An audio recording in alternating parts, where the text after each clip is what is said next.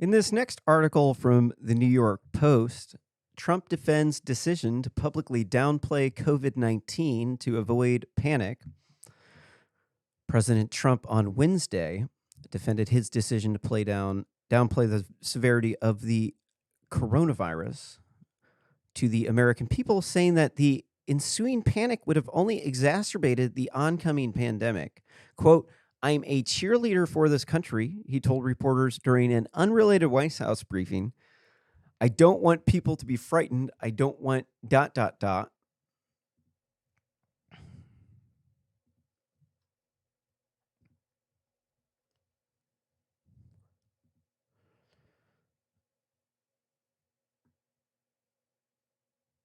Do not want to create panic. Quote, "We want to show confidence. We want to show strength. We want to show strength as a nation. And that's what I've done." End quote. Trump acknowledged to the Washington Post editor Bob Woodward in an interview for his upcoming book that he wanted to always play the coronavirus down publicly, as he conceded a grave outlook behind the scenes, according to experts released on Wednesday. Quote, "We don't want to jump in up and down and start shouting that we have a problem, that this is a tremendous problem, and scare everyone." And Trump said in the briefing. He also presented a public claim as a strategy to prevent price gouging and ensure that America was able to stockpile masks, gowns, and other needed supplies, as if he felt any sense of responsibility for the now nearly 190,000 American deaths attributed to the coronavirus. Let's push back. We got to push back. So these death counts are not, these aren't legit how they're counting these at all. If you've been watching the show, this isn't new. But here's a chart that I made. Here we could see, got some numbers from the CDC. It says the fake news industrial complex wants you to believe that more people have died from COVID. But according to the CDC in 2017, 2,813,503 people died, as opposed to, as of September 2nd of 2020, only 1,841,678 people have died. Within 4 months, with 4 months left of this year, at this rate, 2.575 million people have died this year. You do the math, that's about 51,000 people less than died in 2017. So let's look that up. What does this mean?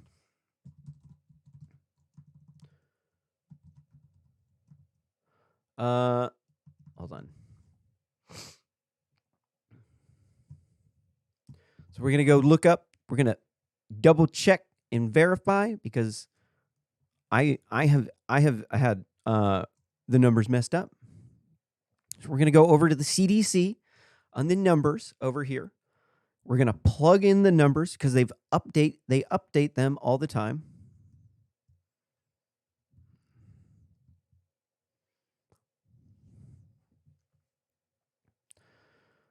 So we're going to take the things. So September 11th.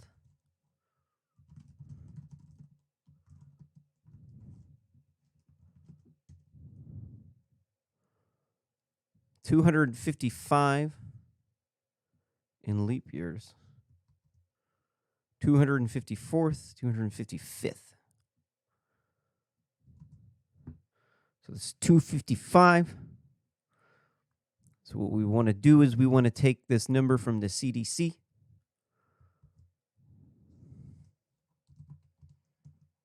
We want to divide it by 255. And then we multiply it by 355. It is a leap year, but we can't compare it to the leap year. And what we're going to get is, hold on.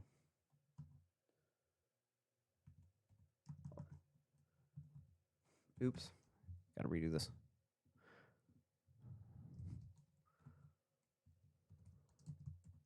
Times 365. Okay, so you can see that'd be 2.74 deaths. So we're going down. Here's the trend. This is why this is the real news, because I am an engineer and I know enough about scientists to know that there's enough of these people are complete kooks that you cannot trust them when they gather in large numbers. They will come up with some bizarre shit, dude. I'm not trying to discount all of science. I'm just saying these people are very anti-Trump. They don't like Donald Trump. They want to make Trump look bad. They all believe on the fake news. And so you could see, you can redo these calculations, divide. What did I do? I took the number of deaths from this year and I divided it to get a per day death rate. And that per day death rate, so you divide the deaths by the number of days from the start of the year. That's per day death rate. Multiply it by 365 because we can't compare it to a leap year because that wouldn't be fair. And then you'll see that it's 2.74. So I got to update it. You know, even my numbers, you know, I'll even fuck up sometimes. This is why I'm slowing the show down a little bit. So I'm not gonna try to be the first one to come out with facts. I'm just going to be the one who's repeated facts over and over. But this one was, as far as I'm aware, I'm the first person to start talking about this. And I botched up my numbers more than once. And the other people do this too. This is why I don't trust them. Because I put these things together enough to where I know that I can do some bozo shit sometimes. And in groups of people, everybody's just going to assume that I'm the authority. And then I'm going to go off and do some bozo shit. And this is why I'm good, is because I know these things. And I know that this is an element of human nature. And so you have to go through certain processes in order to make sure you're not out in left field or off the deep end. So we could see the deaths here. Let's CDC deaths per year. So this image showed where to go. This image, we also got another. Here's the death rate. So let's do the death rate to calculate to show you why it's bullshit.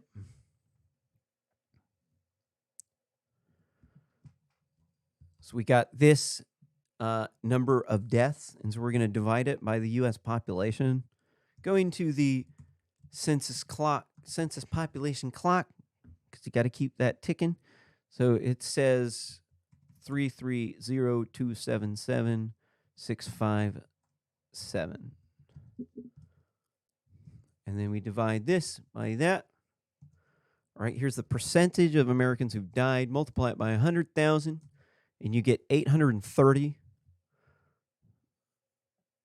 people, 30.01 or 0.09. See, this is 863.8. So your risk of dying is actually not substantially. It's significant. It's not insignificant. It is. Okay, so what's the percentage of that deaths? It's the 863.8 minus, what's the delta on it? So 33, and that's 863.8. Oh, hold on.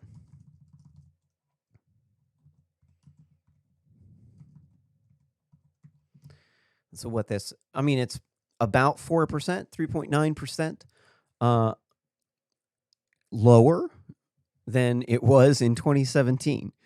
So they're freaking out, and then you go about the pandemic, and then you see, all right, well, obviously my risk of death is lower now, so why are we freaking out about this? So this number that we're seeing, that was 50,000 people fewer died. If we go off a linear count, which understandably that's not that could change, but there was more people who died from the pandemic earlier this year. So those people, most of them were older.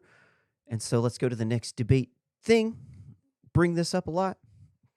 Most people don't watch the show all the time, but if you do, still like to watch this a lot. So here's these numbers from the CDC. To find it, it was a really good study that this came off of. Just search for U.S. deaths from coronavirus by age, February 1st through June 17th of 2020. And you'll see that about half of the people, just a little bit under half of the people, I think it's like 45% of the people were over the average age of death and were in end-of-life care. And so this is half of the deaths. And then you start calculating them up. Like, I'm in this bracket at 30. I'm 38. And so when you add up all these percents over here, what you get is about 2.5% of the people were under the age of 45.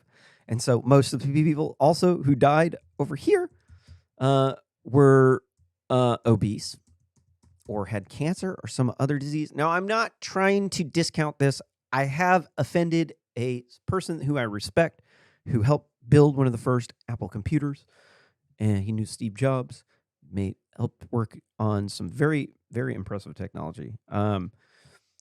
He said I was callous about speaking about the risk of these older people. I understand that. I completely see exactly what he's talking about, what they were saying. But I'm not treating these people like their lives don't matter when I'm saying this. What I'm saying is we overreacted, and the vast majority of people are freaking out. They're at various stages of psychosis about the masks and the pandemic, and as it turns out, they're not at risk. And so the people who are at risk are the older people, and they need to reduce. They need to have if they get sick, they need to have a minimized viral load. So they need to wear a mask, and maybe you should wear a mask if you're like on a bus or something. I'm gonna push back on a bar. Like, what's the point of going to a bar if you gotta wear a mask? I mean, that's just insane. That's insane, especially given that most of these people are young. I do understand we don't want to be excluding the older people. That would be poopy. But there was like, of the first 103,339 people, only 26 were under the age of 15. All right. So what are we doing bothering the kids?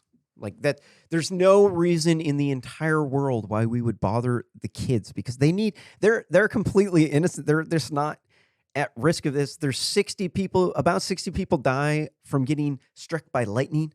So that puts it into scale. They're at getting struck by lightning level. So they would not, hold on. This is a double get struck by lightning. Okay. So getting struck by lightning is like 60 out of, yeah. Well, that was like halfway through the year. Okay, maybe those will double. No, it's just at struck by lightning levels, because there was 26, and then we would, halfway through the year, let's double it. Let's multiply that by 2, and then we're at struck by lightning levels. So obviously, if we're at struck by lightning levels, we don't worry about this.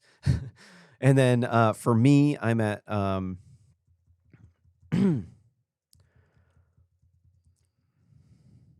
my age group, we're at 1780 divided by 60. I'm at 30 times struck by lightning levels. So that's the point where maybe you would worry about it. But I work out all the time. I'm in good health. Last time I had pneumonia, and I was a firefighter, and I remember having lots of money that winter, and we just drank like piss. Drank like piss. We got drunk as piss. No, we got drunk as piss. Like the entire winter, we were doing all kinds of weird drugs, and we had pneumonia and we didn't give a fuck. All right. That is dangerous as fuck. You might smoke cigarettes. Right? And, you're like, okay, well, what's the chance I'm going to die? How many people die from lung cancer each year?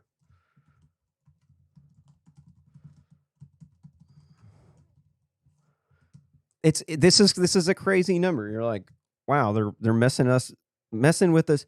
And look at this. Hold on. So according to WebMD, about 600,000 people die from lung cancer each year. Hey. So let me get this straight. I can go buy a pack of cigarettes, and this can kill 600,000 people per year from lung cancer. But I can't go to a bar without a mask on when my risk of, look at this. This is what you do. This is how you do the statistics. You got to add up the charts.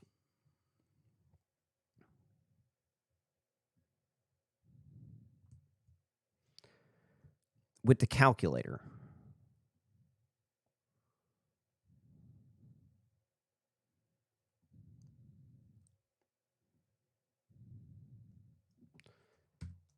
You got to add up the 8 plus 5 plus 13 plus 125 plus 699 plus 1780. That's how many people died. 2,630. Now let's see how many people are under the age of 45.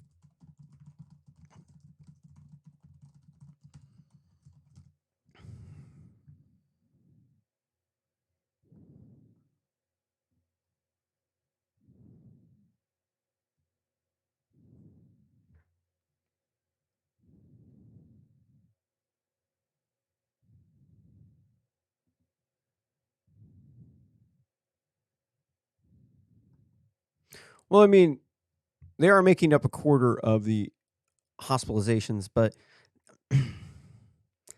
the other people are in nursing homes, and they died. Most of the people died in nursing homes, so that doesn't really make sense. So people aged 20 to 44 make up a significant portion of the hospitalizations for Chinese coronavirus in the United States, according to data released by the CDC. So among 508 patients who've been hospitalized, 9% were aged 85. And so that means what? So you have to look at this. So it sounds like there's all these people dying. This is the fundamental core problem with why the CDC is wrong and they've become fake news over this, is that you look at how many people died. Let's go to covid.net. And then you look up, you're like, okay, there's all these people dying. But you failed to take into account the statistics of how large the country was. This is the infuriating thing. So we go here, look in Oregon. Our population is about 4.2 million. And then there's like a very small number of people who's dying per day. That's not zero. We do need to make sure that some of these people are not going to die, but let's look at the demographics. All right. The demographics of the people who died are, again, here. So what do we do?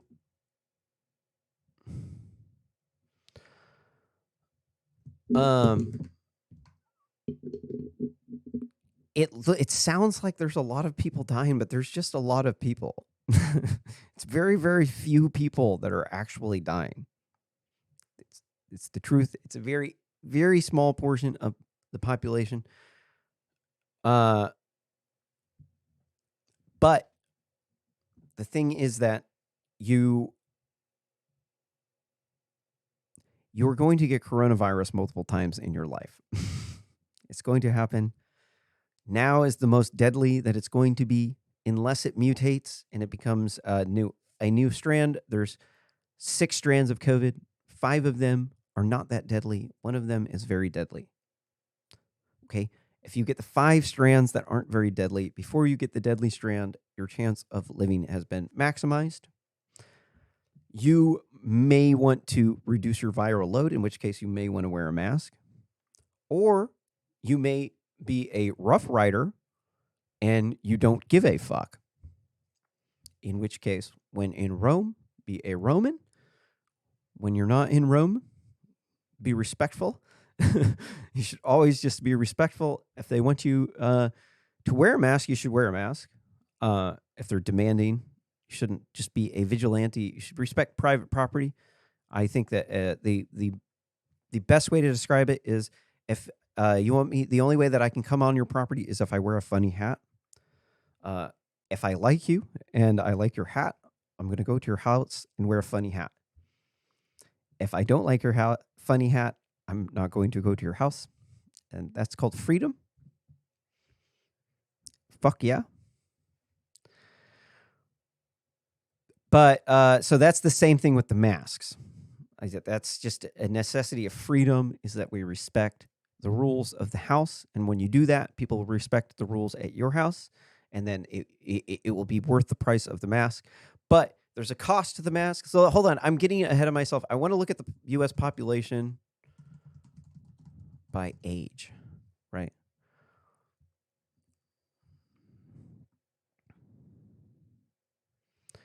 We're looking for this. Is this what I'm looking for? We can get a number off of here, but it's not going to be exact. And that's male and female.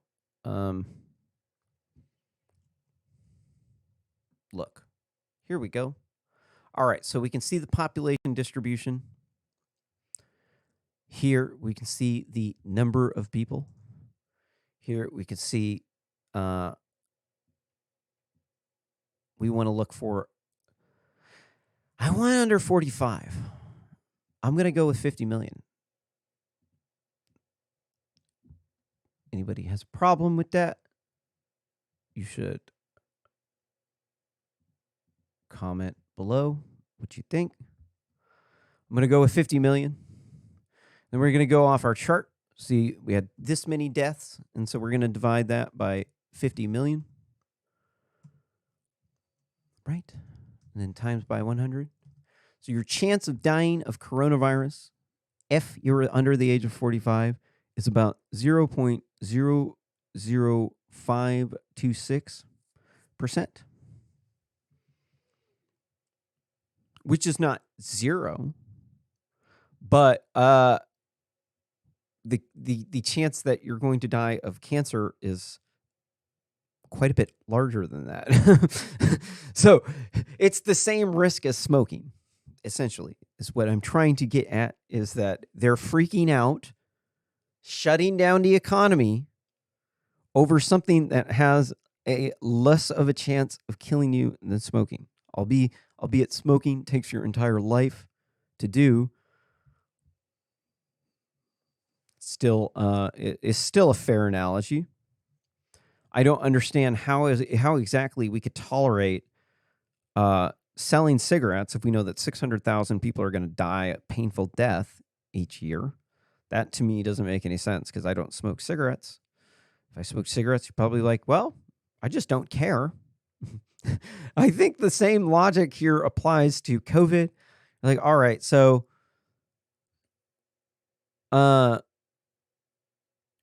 it's just too small of a number to deal with, because what we're dealing with here are that the young people are going to get it multiple times in their life.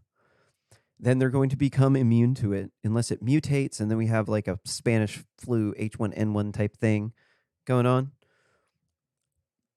We don't know. It might fade away and become more like the common cold, or it might mutate to be something worse. But from all the indications, is it looks like it's a dud for the pandemic. It looks like, I mean, these number of people dying, of course, that's not good. If you feel like you're in that group of people, you should minimize the viral load by wearing a mask for your own safety. I'm not trying to question the mask. I'm questioning whether or not we want to put ourselves at risk in suicide, because 1 in 10 people Uh,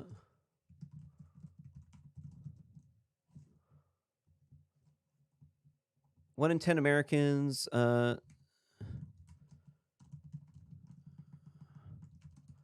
contemplating suicide. Oh, sorry, 11%, and this is from Insider. I think I don't like this source, but NewsGuard says they're legit. It says 11% of Americans have seriously contemplated suicide in June, doubling the percentage of people who did so last summer. So we've got double the amount of people thinking about committing suicide. And how many people commit suicide each year in the U.S.?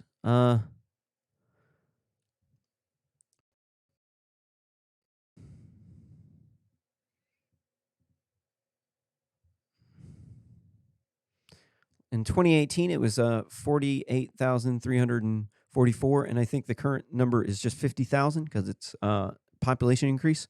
So about 50,000 people kill themselves each year right now.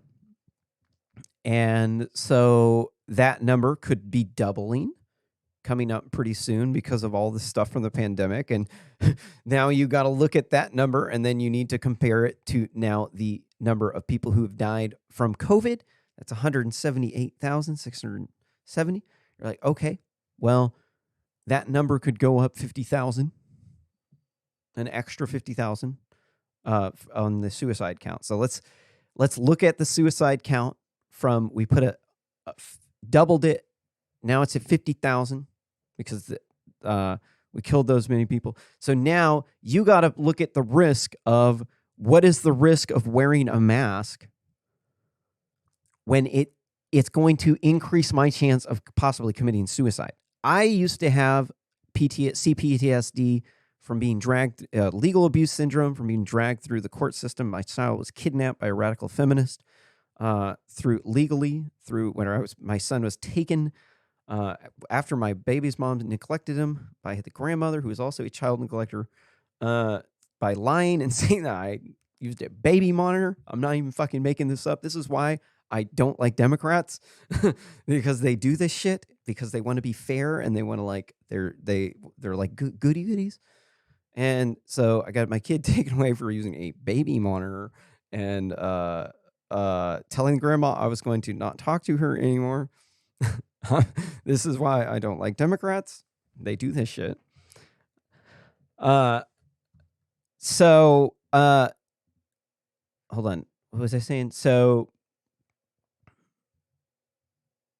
you have to look at, I used to have CPTSD, and I used to I was always pretty happy. I used to throw raves, and for a long time I was, life was great. And I was going into engineering school, and all this shit happened with the kid, knocked up the wrong chick at a Burning Man party. I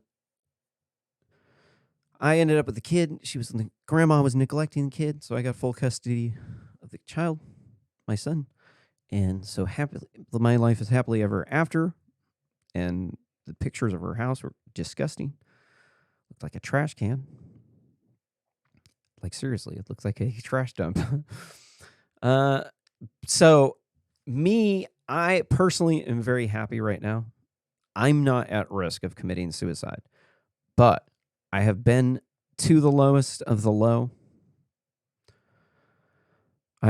I might seem like I have everything going for me, but I am a human, and I'm not rich. I'm definitely poor.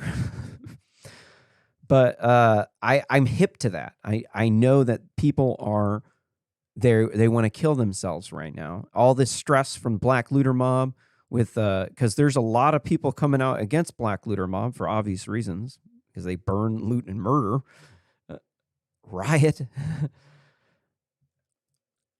So there's a lot, like, African Americans feel like they gotta hide now.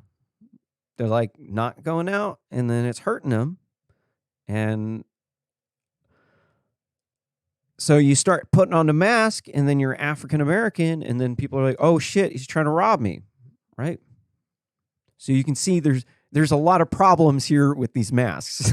It's not just like a la-di-da, everything's just going to be happy when we just muzzle people and make them wear masks so that Democrats can get political brownie points by scaring older voters. It causes actual deaths, like real physical deaths, tens of thousands of people killing themselves, right?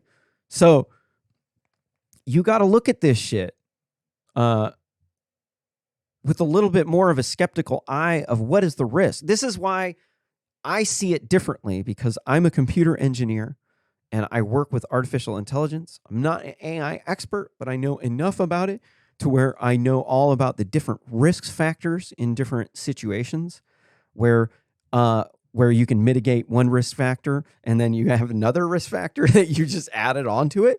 And so this is the situation that I am able to identify that we're in through my training as an engineer in artificial intelligence, is that we're in a situation where there's risk management. Where in one situation, wearing a mask can save your life. But to make everyone do that can cripple our economy and cause lots of people to kill themselves. This is not what we want to do. We want to have the best of both of these worlds. So we don't have a vaccine. Don't know if we're going to get a vaccine. There's word out, but a lot of people won't trust it. So what do? You do nature's vaccine. You do it the way that naturally, by wearing a mask and minimizing your viral load. But you aren't guaranteed, just because you wore a mask out at the store, that you're not going to get a maximized viral load from a family member who is sick and then coughs when you don't have a mask on, and then you inhale, and then you get a high viral load. Like, this can happen. It's a real, very, very, very, very real risk. So you have to mitigate, like this. You should be doing this. You and your doctor, you should be going through, like, what is the safest way for you to do it? It shouldn't be a politician that is telling you you have to wear a mask everywhere. It should be, if you are not immune and you want to make sure you have that minimized viral load, I implore you to wear a mask. But you cannot get a minimized viral load by completely eliminating the viral load, right? Right? That doesn't work. Those two things don't work. This is what the CDC missed. They missed this shit. Like, oh, well, it would save my life if I minimize the viral load. Oh, well, what if COVID mutates and then you didn't get the first strands of COVID, so you don't have any resistance to it, and then you get the more deadly one? You're like, Maybe I shouldn't have eliminated the viral load. Maybe I should have minimized the viral load. And maybe I shouldn't have made a whole mob of people want to kill themselves, because then it could turn into mass shootings and I might be a victim of a mass shooting.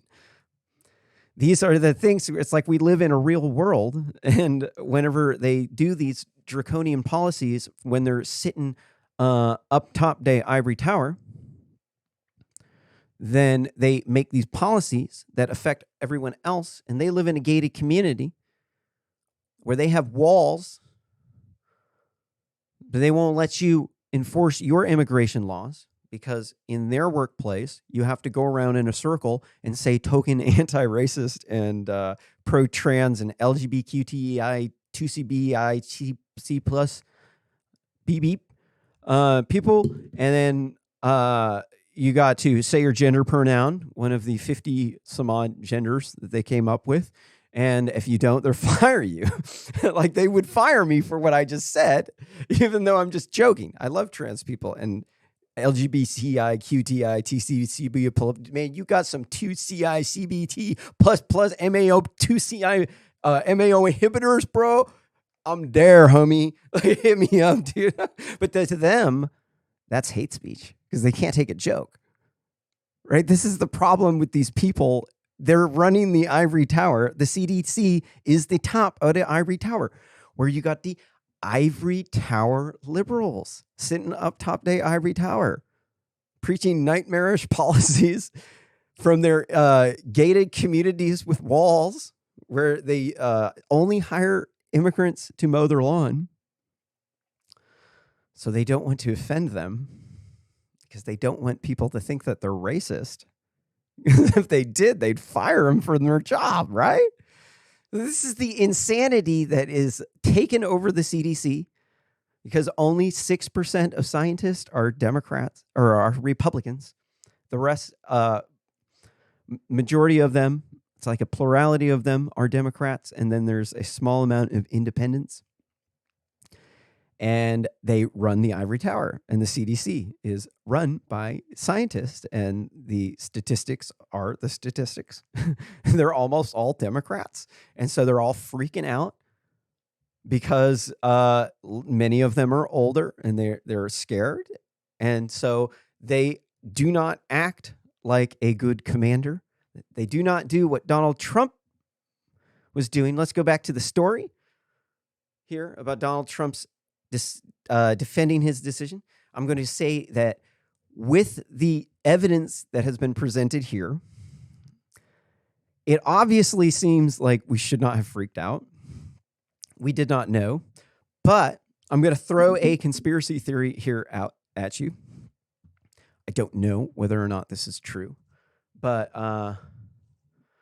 you have to ask yourself the question, when China was doing these fumigation scenes where they had these weird fumigation machines fumigating from this thing that they didn't know, it's like a new thing. Like, if this stuff worked, why aren't they telling us? Why aren't they giving it to us, dude? Like, what is this stuff that they're even spraying out here? Right? So you have to ask yourself, did the Chinese government stage these scenes? Did Xi Jinping stage the pandemic? Did he stage locking people into their apartment complexes by welding the front of the things down? Let's see if we can find a video of, I want to go on Twitter, but I can't because I was suspended for defending Kyle Rittenhouse and the Second Amendment. I don't know. You almost wonder whether or not I've got some inside people over there at Twitter and they just suspended me just to give me content for the show, because it's like they suspended the wrong person, right? Now they're up on YouTube. Got thousands of people watching them. I don't know, not thousands of people watching each of my videos, but I do have thousands of views per week. And they all get to see this antitrust behavior. And it's like, man, you got to wonder, is Kale coordinating this shit behind the scenes with his ivory tower liberal accomplices? Go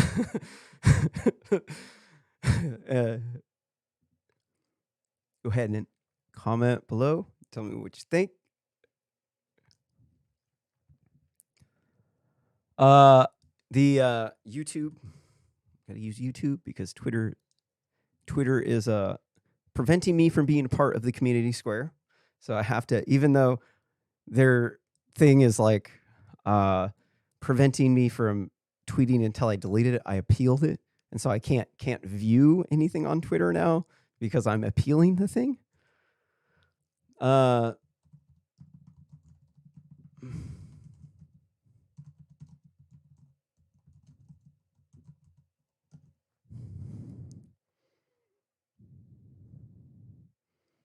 Looking for the videos of they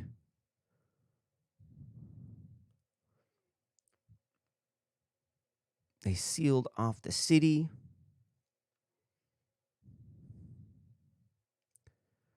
Probably not going to be able to find it in a reasonable amount of time. Here it is. Yes. Yeah, faith. Here's a video of them welding the apartment complex doors shut to keep the people inside. 这7号楼的门都焊死了，你想出来，就留一个小窗户送菜，还要付钱呢，还卖烟呢，你看有吸烟。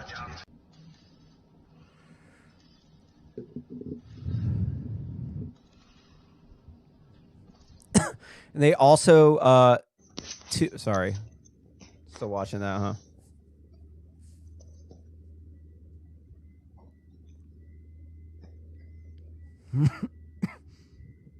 这门已经封好了，我日你妈，就能开这么大。So you have to ask yourself, did the Chinese government know that COVID was not that deadly? And they staged those scenes? Comment below. Tell me what you think. What's the other thing that they did that could have been staged? The apartments, the trying to think. Welding the apartments shut.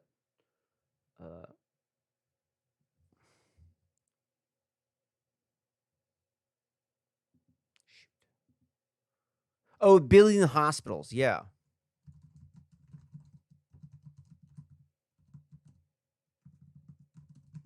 So that was the other thing that they did that could have been staged. So you could see here's the time lapse showing the construction. See, because this is how you have to what you have to understand about doing cyber warfare campaigns. I do the wiki spy thing. So, I mean, I'm not an expert. I'm just building a tool to track the Chinese government because I have another startup company that I can use the technology for. So it's not a rabbit trail. So you have to understand that they have a limited amount of ways that they can control your mind. They can do things. They can build things. In this example, the Chinese government is building a pandemic hospital. And then so in the other example was the fumigation scenes. They can. Hey, NBC News fans, thanks for checking out our YouTube. They can put people up in costumes and then stage events like this. They have state-controlled media, so they can put out propaganda articles. And so my AI tool is going to be analyzing these sources of propaganda to compare them to see how similar they are. Give you a rating of how much like the Chinese Nazi People Party this certain wiki articles are like. Sorry, that wasn't the best description. But they can weld apartment buildings shut, so they can make these stages that make you put you in fear, because they can show you we did all of this stuff to build this pandemic hospital, this huge massive thing, and then at the whole time they know that the death numbers are like this because they saw the numbers, because they have a way bigger population, so they were able to look at the death numbers. They kept it. See, because the reason why this theory holds water is that the Chinese government didn't tell the world about COVID. They kept it under wraps for like some number of months. I think in like September or October or something was when they first started internally discussing Hey, it. NBC And then News covering fans, it up. thanks for checking out our YouTube channel. Subscribe by. So during this period of time, they were able to gather enough data about the disease that they would have known that it would be just like America, that we wouldn't need a pandemic hospital. They wouldn't, especially one anywhere near that big, because they built a massive, huge one.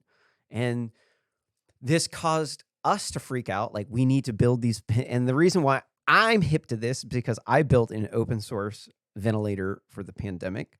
I learned all about COVID and building ventilators to save patients' lives. And that's to the point where I realized that the news was fake and that these people are bozos and they're hooking people up to these ventilators to kill them. After I spent some number of months working on the ventilator, I realized how deadly they were and how little of a chance I had of dying. and that I would never, ever want to be hooked up to a ventilator ever. I would rather die slowly. I would rather die a natural death. Just take the risk, because the 25% chance of me living on the ventilator, I'm going to go with the chance that I might live without the ventilator. To me, that's the risk that I would rather take. I would rather not have to live with the collapsed lungs, with all the other problems. But I remember being fearful, thinking I'm going to have to hook myself up to this ventilator. And then I think I had gotten COVID. I was sick for like maybe a month. And so after that, I just assumed I had COVID. And then I'm just not afraid of it anymore, because it's like you're running away from this boogeyman. And you keep running and running and running, and then the boogeyman gets you, and it tickles you, and then it runs off, and you're like, wow, I was really afraid of that. Okay. So I'm not trying to be callous when I say maybe we should back up off the masks, because there is some good evidence that the Chinese Nazi Party might have been behind making us scared about the pandemic. It might have. There's a very good look at this. These scenes look straight up staged. They do. This looks like some Chinese Nazi Party propaganda. This looks like they're. So the other thing is, the Chinese Nazi Party is the second largest donor to the World Health Organization, and so they have a lot of control at the World Health Organization, because they do a lot. They're very brilliant people. I definitely will give it to them. They're geniuses over there in China. The USSR also was very, very innovative. Communism isn't bad because it's not. They can't innovate and create stuff. It's bad because the economies just don't work right, and it makes a group of people take control. It becomes far right. Whenever you have a government class that's permanent and they can live the high life, and then they keep the order, that's not communism. That's far right. It's not far left. It's far right. You've created a steep social hierarchy that is no longer far left. It's far right. The far left can easily go to the far right. This is a misconception with Antifa Nazis. They don't understand that 50% of Nazis in World War II were communists. They took marching orders from Stalin. They worked together. The far left and the far right worked together to overthrow the conservative power structure. So this is what the Chinese are trying to do. They're trying to topple our government and remove the white people from North America in a cyber warfare operation. They're doing it through putting out anti-racist and pro-illegal immigration propaganda, preventing us from enforcing our immigration laws, and then hitting us with fentanyl. They're smuggling in through the cartels. So they need a human trafficking network. They need a drug trafficking network in order to deliver the chemical weapons to kill people in America. And so there, any group of people who's engaging in cyber warfare operations like that, you really should not be trusting them. That's a bad group of people. They're trying to kill your people with fentanyl and remove you from North America by replacing your population with immigrants. That's exactly what they're doing. And they're like, no, that's far right. You can't say anything about that. It's like, wait a minute. We're talking about Chinese Nazi Party doing a cyber warfare operation to try to overthrow our government, to put communism in here and kill our culture with cultural Marxism. How is it far right to oppose these people? Oh, it's a China psyop. Because that's exactly what they do. When you've been hit with a psyop, they brainwash you to fight the people who are fighting the people who did the psyop. That's how it works. They can't just like prop up this cyber warfare psyop without having people to defend the psyop. It is like this is like the ABCs of overthrowing governments. Is you have to prop up a movement of people who support you, right? So how do you do that with companies? You get them jobs, you give them preferential treatment. In the workplace, you get them used to your authoritarian line of thinking, and then you can slowly move them from the position of freedom and the Constitution into a position of authoritarianism. And then you are able to do all kinds of nasty, nasty things like cultural Marxism, which has killed over 100 million people in the past 100 years in China and the USSR simultaneously, where the socialists from the cities went through the capitalist rural areas and they mass slaughtered people in order to, because they thought that Marxism wasn't the thing that failed, it was the culture that failed, so they had to get rid of the culture. This is what they're trying to do in America. They're trying to get rid of the racist white man, replace his culture with Spanish-speaking people, because somehow Spanish people are less racist than Americans. I mean, this is crazy. Anybody who's known the history of Spain is like, you're fucking crazy, dude. You're like, no, the white people are too racist, so we got to replace them with Spanish-speaking people. That makes a lot of sense, right? Obviously, these people have never taken a history class. They have hate speech laws over there. You're not allowed to be racist anymore.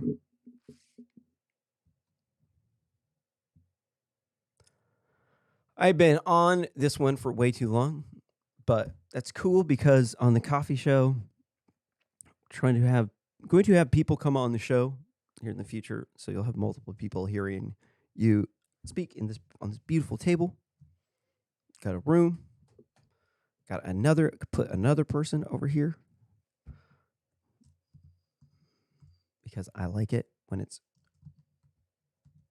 pimp nanny. Pimp nanny. Pimp nanny. Pimp nanny.